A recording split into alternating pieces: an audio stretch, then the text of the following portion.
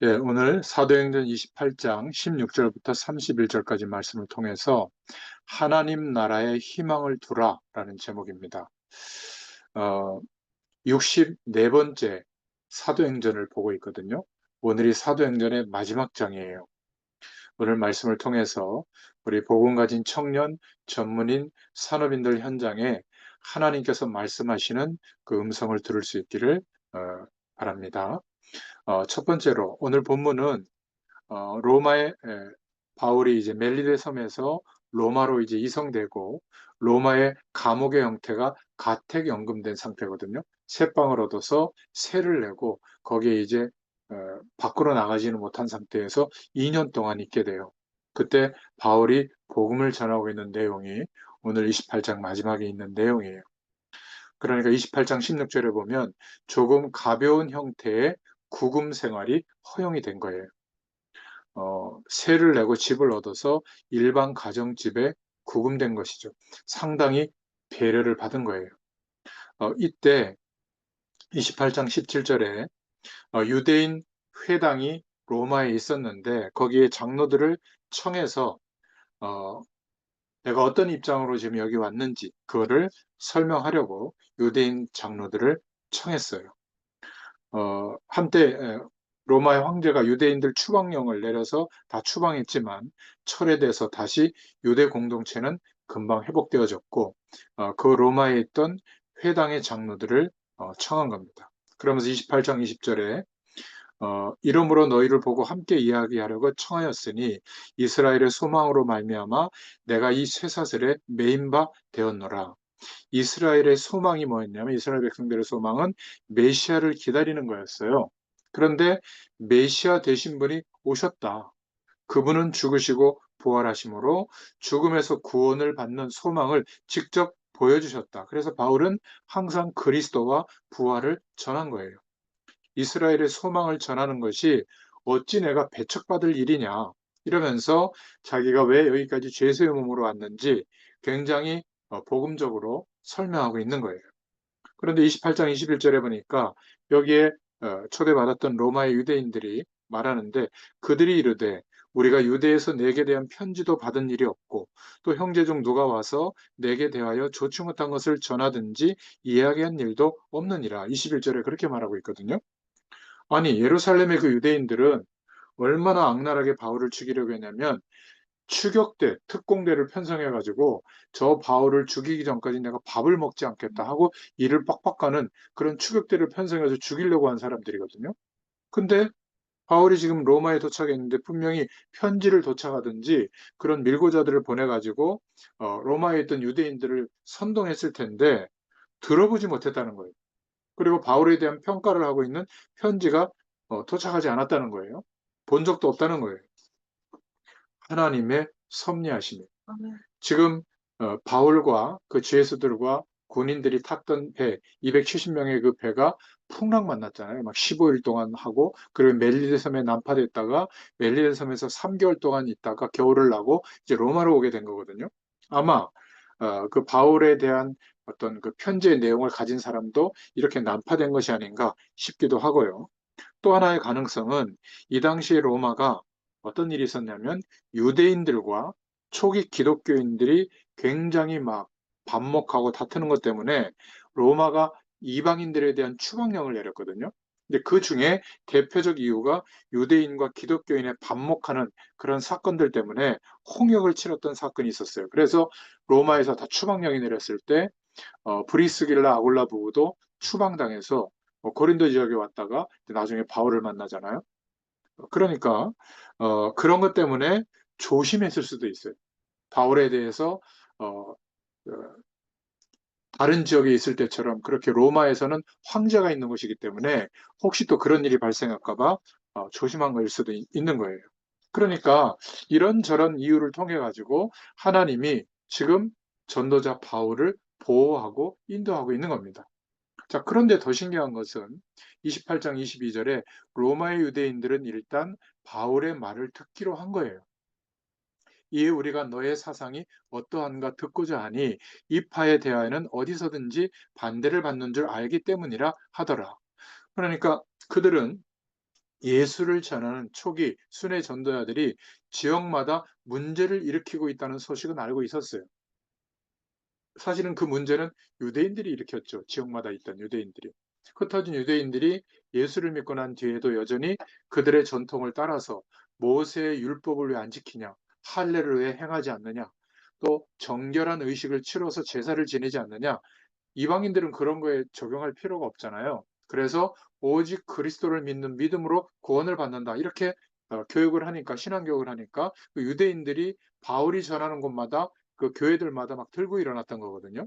그러니까 바울이 무엇을 말하는지 듣고자 한 거예요. 참 다른 지역하고는 다른 반응이 로마에서 일어난 거예요. 조심스럽게. 그래서 바울이 말하는 것을 집중해서 들으려는 분위기가 형성이 된 거예요. 그것도 유대 공동체 그 회당들의 유력자들이 와가지고 감옥 안에 와서 신기한 일 아니에요. 그래서 바울은 복음을 전할 수가 있었던 겁니다. 그러니까 바울이 멜리데 섬에서 3개월 동안 있으면서 로마에까지 이런 것을 봤는데 그 여정을 하나님께서 인도하신 거예요. 겉으로 볼 때는 배가 난파당하고 또 독사에 물려서 막 죽게 된 상황이 되고 지난 시간에 얘기했잖아요. 그리고 3개월이나 이름 모를 그 멜리데 섬에서 지체하게 되고 그런데 그 모든 과정에서 죄수를 끌고 갔던 백부장이 봤을 때 야, 이 사람은 하나님이 역사하는 사람이구나. 신과 같은 사람이구나. 멜리데 섬의 주민들이 그 병든 것들을 다 고쳤단 말이에요. 그러니까 그걸 보고 막 추앙을 받게 된 거죠. 그러니까 하나님이 높여주신 거예요. 그런 것들을 통해서 또 로마에 왔을 때 로마의 초기 기독교인들이 멀리까지 자기를 영접하러 나와서 또 위로를 받게 되고 환대를 받게 된 거죠. 복음이 전파되도록 우리도 더욱더 전도자들에게 믿음의 형제들에게 위로의 사람이 되기를 바랍니다. 그리고 믿음의 길에는 세상의 배척이 많기 때문에 서로 위로할 수 있기를 간절히 축원합니다. 바울도 위로가 필요했듯이 우리도 이 세상에서 신앙을 지켜가는 거, 믿음을 지켜가는데 많은 일들이 따르죠. 그래서 야, 너 왜 기도 그거밖에 못해? 왜 헌금 생활이 그래? 왜 예배가 그래? 이거보다는 하나님이 함께 하셔. 성령으로 역사하니까 우리 믿고 기도하자. 이런 믿음의 위로가 필요해요. 믿음의 길에 대한 위로는 사람만 위로하는 게 아니라 그 사람의 믿음이 일어나도록 위로하는 것도 되는 거예요. 이런 사람이 서로 되기를 바랍니다. 자, 두 번째로 우리가 크게 생각할 것은 마음으로 깨닫는 거예요. 유대인들이 바울의 말을 듣기 위해서 모였어요. 28장 23절에 그들이 날짜를 정하고 그가 유숙하는 집에 많이 오니 바울이 아침부터 저녁까지 강론하여 하나님의 나라를 증언하고 모세의 율법과 선지자의 말을 가지고 예수에 대하여 권하더라. 바울은 모인 유대인들을 위해서 자신의 모든 힘을 다해서 하나님의 나라를 전한 거예요. 예수 믿으면 행복해진다. 그 정도가 아니라 하나님이 함께하는 영원한 축복에 대해서 자기는 경험하고 있기 때문에 비록 죄수의 신분이지만 그 하나님이 자기에게 경험시켜 주신 하나님의 나라를 전하고 있었던 거예요. 아침부터 저녁까지 하루 종일 가르쳤어요. 모세의 율법과 선지자의 말을 가지고 예수에 대하여 권하더라. 성경은 그리스도 중심으로 말씀하고 있는 거예요. 구약 성경은 그래서 오실 메시아를 바라보도록 하나님이 주신 언약이고 그 모든 것들이 예수님께 초점이 맞추어져 있어요. 엠마오로 가든 부활하신 주님을 만나지 못했던 예수님이 죽으셨구나. 그리고 부활의 주님을 몰랐던 그 소식을 몰랐던 엠마오로 가던 돌아가던 제자들이 부활하신 주님이 그 제자들에게 나타나서 성경을 가지고 예수님이 이 땅에 오신 사실과 죽으심과 부활에 대해서 그리스도의 일에 대해서 설명할 때 이 제자들의 마음이 뜨거워졌다고 말하고 있거든요. 바울의 말을 들은 유대인들은 28장 24절에 두 부류로 나눠졌어요. 그 말을 믿는 사람도 있고 믿지 아니하는 사람도 있어. 24절에 말하고 있거든요. 여러분 우리가 복음을 모든 사람들이 믿는 것은 아니에요. 그래서 설득할 필요는 없어요. 누구에게 집중하느냐? 복음의 말씀을 전달했을 때 그 복음의 말씀을 받아들이도록 하나님이 은혜를 주는 사람이 있거든요. 그 사람에게 이렇게 집중하는 거예요.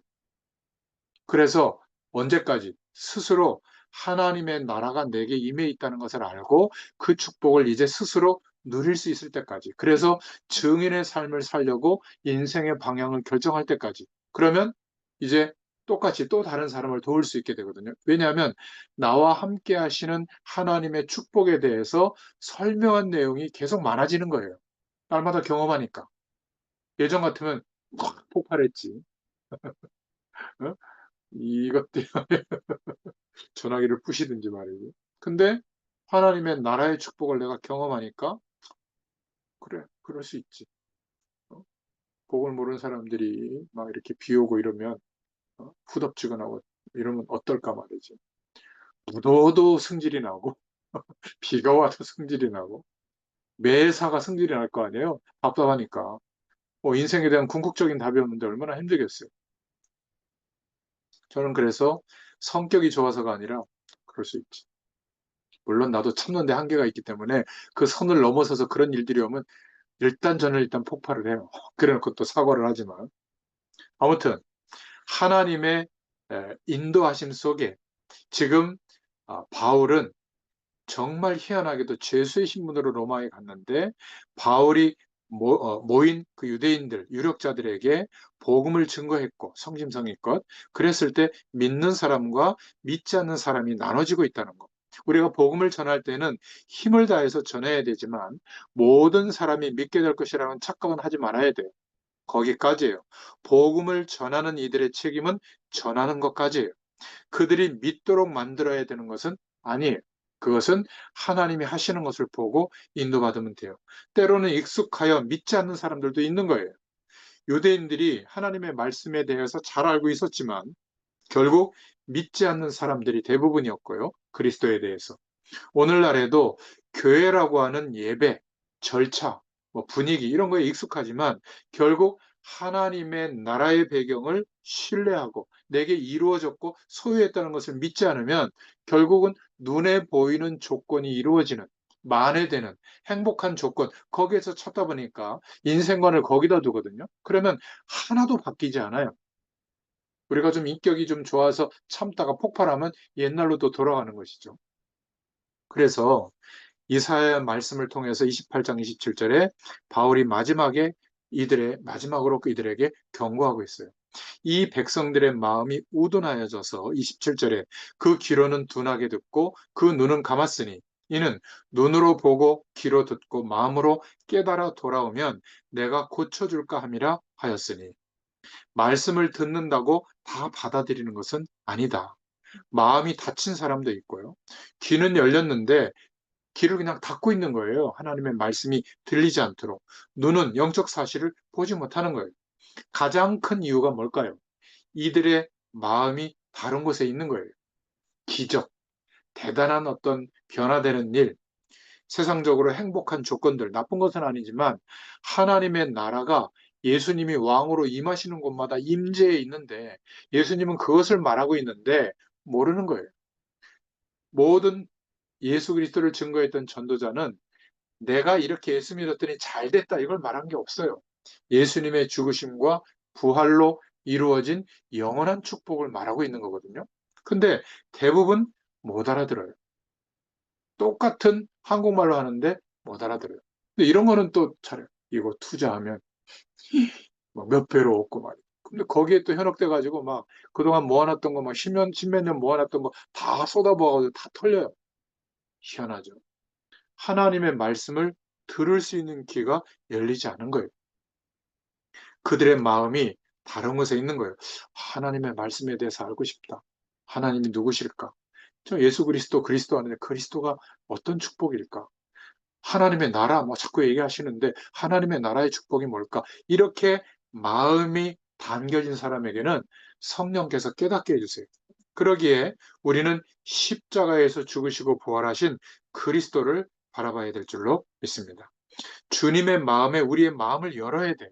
우리에게 무엇을 희망하여 그렇게까지 죽으시고 부활하셨는지 바로 하나님의 나라가 우리에게 필요하기 때문에 영원한 생명의 축복이 필요하기 때문에 우리가 그리스도의 의를 의지하지 않고는 하나님과 함께하는 축복을 만날 수가 없기 때문에 죽으심과 부활로만 이루어질 일이기 때문에 그렇게 우리에게 말씀으로 약속한 것을 깨닫게 해주시는 겁니다. 그래서 바울은 세 번째로 거침없이 가르치더라. 28장 28절에 유대인들이 그렇게 나눠져서 듣고 돌아가는 걸 보고 바울은 즉시 이방인에게로 전도의 문을 더 열었어요. 그런즉 28절에 하나님의 이 구원이 이방인에게로 보내어진 줄 알라. 그들은 그것을 들으리라 하더라. 목사님을 보세요. 우리는 이방인이에요, 사실은. 유대인 입장에서 봤을 때, 성경에 비춰봤을 때. 근데 우리가 마치 주역처럼 생각하게 됐잖아요. 바울이 초대교회 전도자들이 이방을 향해서 복음의 이 방향을 틀지 않았다면, 성령께서 인도하시는 그 방향으로 이들이 순종하지 않고 여전히 유대인들처럼 자신들의 민족, 선택받은 이스라엘에게만 국한됐다면 복음이 우리에게까지 올 수가 없었겠죠. 우리나라가 어느 날 교회가 이렇게 많아지고 복음이 이렇게 전달된 게 아니라, 우리나라도 불과 130년, 150년 전에는 순교의 피를 뿌리는 나라였어요. 예수 얘기만 꺼내면 예수 귀신 막 이래가지고 막 다 잡아 죽이고요. 국가 공권력으로 다 죽였어요. 왕정의 힘으로. 어마어마한 순교의 피가 흘렸던 나라예요. 그리고 초기 순회 전도자들은 그 보부상처럼 고무다라에 그런 것들을 이제 생필품들을 가지고 구석구석 시골 구석구석을 돌면서 이름 모를 집에 기거하면서 그들이 복음 전했거든요. 대단한 복음도 아니었어요. 예수 믿으면 천국 간다. 하나님 살아계신다. 예수 믿으면 인생 바뀐다. 이런 내용이에요. 우리처럼 정확한 복음도 아니었어요. 그런데 그들의 순교의 피를 통해서 불과 얼마 만에 120년, 130년, 150년 만에 전 세계 선교사를 이유로 파송할 만큼 하나님께서 우리나라를 축복하신 거예요. 뉴스나 사회를 보면 존경할 만한 일들이 별로 없잖아요. 그런데 하나님이 이 나라를, 이 좁은 나라인데 선진국 대회를 들여서게 하고, 그래도 밤에 여성들이 돌아다닐 수 있는 나라가 몇 안 되거든요. 그렇잖아요. 선진국은 오히려 못 돌아다닙니다, 방에. 그런데 참 감사하게도 곳곳마다 십자가 불빛이 쓰고 곳곳마다 새벽마다 기도하고 교회에서, 정말 이거는 하나님의 축복이에요. 이 비오는 밤에 우리 보험가인 청년 전문인 산업 현장을 향해서 하나님이 지금 너무 중요한 사도행전의 마지막 장을 말씀하고 있는 거예요.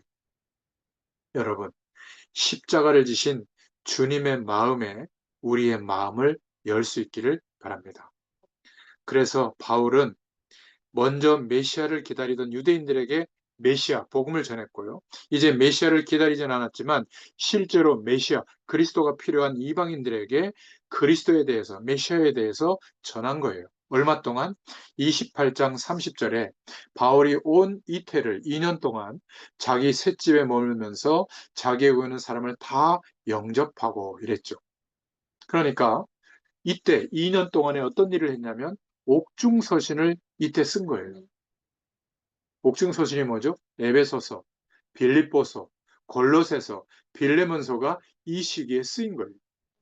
그리고 바울의 옥바라지를 같이 했던, 동행했던 누가가 이때 함께 있었다고 보는데요. 누가도 바울을 돌보면서, 누가도 이 시기에 마지막에 사도행전을 기록하고 있는 거예요. 그래서 우리가 사도행전을 마지막까지 세밀하게 이렇게 볼 수 있는 거죠. 바울은 그렇게 가택연금을 당한 죄수의 신분이었지만 복음은 막히지 않고 오히려 더 훨훨 날아오르고 있었던 것을 우리가 보게 됩니다. 복음은 매이지 않고 더욱 힘있게 전파된 줄로 믿습니다. 가이사랴 지역에서 총독이 바뀌었는데 죄가 없다는 것을 알았어요, 총독들이. 그런데 유대인들이 소동이 일어날까 봐 2년 동안 감옥에 뒀거든요. 바울이 로마 신권을 꺼내가지고 항소를 하니까 다시 로마에 올 때까지 또 몇 달이 지나고, 또 로마에 와서도 2년 동안 죄인의 몸으로 매인자로 있었거든요. 그런데 그 사이에 복음은 결코 매이지가 않았던 거예요. 오히려 더 힘있게 이 복음이 증거되어진 것이죠. 오늘날 우리도 마찬가지예요. 우리의 상황이 때로는 보험 가진 청년 전문인 사람들의 삶의 여건이 아직 정착이 되거나 완성된 환경이 아닌 사람들이 많을 거예요. 그래서 때로는 매인자의 신분처럼 어려울 수도 있어요. 그러나 기억해야 됩니다. 복음만은 결코 매여서는 안 돼요. 어떤 상황에 처하더라도 먼저 우리 자신에게 복음을 적용할 수 있기를 바라요. 나의 그리스도로, 나의 왕 되신 주님이 나와 함께 하심을 인정하고 고백할 때 그 어떤 현장이든지 하나님 나라의 배경이 임하는 줄로 믿습니다. 그리고 어떤 상황과 조건에 놓일지라도 복음이 전파될 수 있는 최선의 방법을 찾아서 전할 수 있기를 바랍니다. 그래서 저는 말씀 증거할 때도 이렇게 영상으로 녹화하고 세 가지 자료를 항상 올리잖아요. 영상 말씀, 또 음성 파일, 그 다음에 교재 내용을 올려주거든요. 그러면 누구든지 이거를 활용하면 여러분 이거는 교회에서 제가 주일날 설교하는 내용하고는 달라요. 복음의 내용을 모든 성경의 내용을 가지고 계속 충분히 설명하고 있거든요. 그러니까 누군가 하나님의 말씀을 듣고 싶어 할 때 그냥 복사하기해서 보내주면 그 사람이 들러도 쉽게 이해할 수 있도록 제가 친절히 설명하잖아요. 여러분 이런 자료가 많지 않을 겁니다. 현장에서 그것도 말씀 운동하고 있는 자료 많이 활용할 수 있기를 바랍니다. 너무 좋지 않습니까? 분명히 1, 2년 안에 AI 시대가 돼가지고 버튼 하나 누르면 그 나라 말로 샥 영상이 번역돼가지고 이제 보내질 거예요. 너무나 감사한 시대가 된 거죠. 물론 미디어나 영상을 통해서 타락도 급속도로 발전하지만 하나님은 타락하도록 두지 않고 전도자들을 통해서 마음껏 땅끝까지 이제는 불특정 다수를 향해서 복음 운동할 수 있는 기회의 문을 열어주실 줄로 믿습니다. 그래서 어떤 상황에 처하더라도 이 복음이 어떻게 하면 더 전해질 수 있을까? 그거를 두고 방법을 찾으면 하나님이 보여주실 줄로 믿습니다. 28장 31절에 사도행전 마지막 구절은 말하고 있죠. 하나님의 나라를 전파하며 주 예수 그리스도에 관한 모든 것을 담대하게 거침없이 가르치더라. 어떤 모양이든 하나님 나라를 전해야 돼요. 선포해야 될 줄로 믿습니다. 왜냐하면 오직 하나님의 나라만이 그들을 구원할 수 있기 때문이에요. 하나님 나라만이 영원한 우리에게 답이 되는 축복이에요. 세상 모든 사람들에게 가장 필요한 것이 하나님의 나라예요. 그렇죠? 그리스도에 관한 모든 것을 담대하게 거침없이 가르치더라. 하나님 나라의 백성이 되도록 그리스도를 전했어요. 그 삶과 가르침을 통해서 이 복음의 내용이 전달된 줄로 믿습니다. 자, 오늘 사도행전의 결론을 맺겠습니다. 첫 번째로, 복음 전하는 일에는 어떤 상황과 조건 속에 있더라도 그 마음의 중심만 있다면 제약받지 않는다. 바울이 메인자가 되어 많은 제약이 있는 것 같았지만 복음을 전하는 일에는 전혀 제약이 없었어요. 그는 감옥에서도 충분히 복음을 전했어요. 우리가 환경을 탓하지 말아야 됩니다. 생명이 있는 한 이 복음이 우리를 통해서 전달될 수 있기를 축원드립니다. 평생 말씀을 통해서 배우고 가르쳐야 될 줄로 믿습니다. 그래서 우리에게 진짜 복은 그리스도의 축복을 더 아는 것이 유일한 복이다. 이 그리스도를 더 전하는 것이 복이다. 그렇죠? 예수 그리스도를 높이기 위해 예배하고 예수 그리스도를 전하기 위해 사랑으로 함께하는 우리 교회죠. 자, 그렇다면 하나님 나라의 복음을 배우고 전하는 것이 중요하다. 나는 지금 내 관심과 방향이 하나님의 나라의 축복을 바라보고 있는가? 지금 내가 감옥 안에 있든지 길거리에 있든지 그게 중요한 게 아니라 하나님 나라의 복음을 배우고 전하는 것이 중요해요. 천국 복음의 내용. 방법은 다양하지만 내용은 하나예요. 오직 하나님의 나라를 전할 수 있기를 바랍니다. 예수 그리스도를 전할 수 있기를 바랍니다. 참된 신앙인들이 그랬거든요. 오늘 우리도 그래야 돼요. 하나님의 나라 약속을 받아놓고도 제대로 믿지 않는 유대인들도 있었어요. 그러나 처음 복음을 듣는데 받아들이는 이방인들도 있었어요.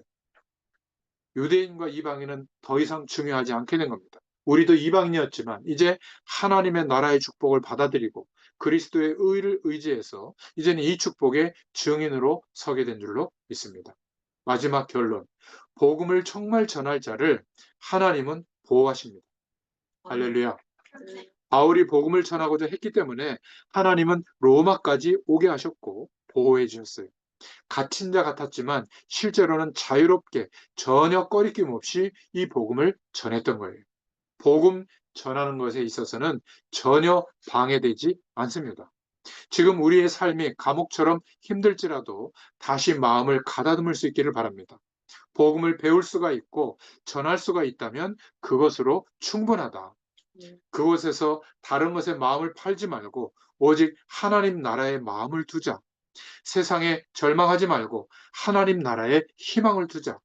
하나님 나라를 열심히 전하고 있어서 더욱 행복한 사람이 될 수 있기를 예수님의 이름으로 축원합니다. 기도하겠습니다. 하나님 감사합니다. 오늘도 주의 말씀을 통해서 새 힘과 능력으로 역사해 주심을 감사합니다. 이 사도행전의 말씀이 우리에게 응답이 되게 하시고 길이 되게 하시고 방향이 되도록 역사하여 주시옵소서. 보험 가진 청년 전문인 산업인들에게 가장 복된 시간이 되도록 축복하심을 감사합니다. 이 하나님 나라의 축복의 증인으로 서게 되도록 은혜를 더하여 주시옵소서. 예수님의 이름으로 감사하며 기도드렸습니다. 아멘. 아멘. 감사합니다. 최하나, 우리 미셸, 오정민, 우리 성도님, 감사합니다. 할렐루야. 네, 감사합니다. 네, 하나, 고마워요. 오정민 성도님, 감사합니다. 네, 음성이 안 풀어져서 우리는 못 듣고 있습니다. 어쨌든 감사합니다. 주일날 교회에서 봬요. 예, 목사님 감사합니다. 네, 이번 주에 못 왔던데. 예, 저 일이 요즘에 좀 많아가지고 아이고, 그랬구나. 아무튼 이번 주일날 괜히 뵐게요. 취업했나봐요. 네, 괜히 취업했나봐요. 무슨 소리야. 아무튼 그 뭐 영상으로도 계속 올리고 있으니까 말씀의 흐름을 잘 인도받으면 돼요. 예, 알겠습니다. 이번 주일은 오죠? 일요일날 네. 스케줄을 좀 봐야 돼요. 요즘에 이제 그 인턴 나갔던 인턴들이 다 돌아오는 이제 시기여가지고 많이들 그렇구나. 오더라고요. 그래서 일이 더 많아졌어요. 아무튼 기도해요. 그럼 기도하면 하나님이 예배할 수 있도록 환경을 조성해 줄 겁니다. 알겠습니다. 네, 기다릴게요. 네. 최하나 자매도 잘 지내고요. 감사합니다.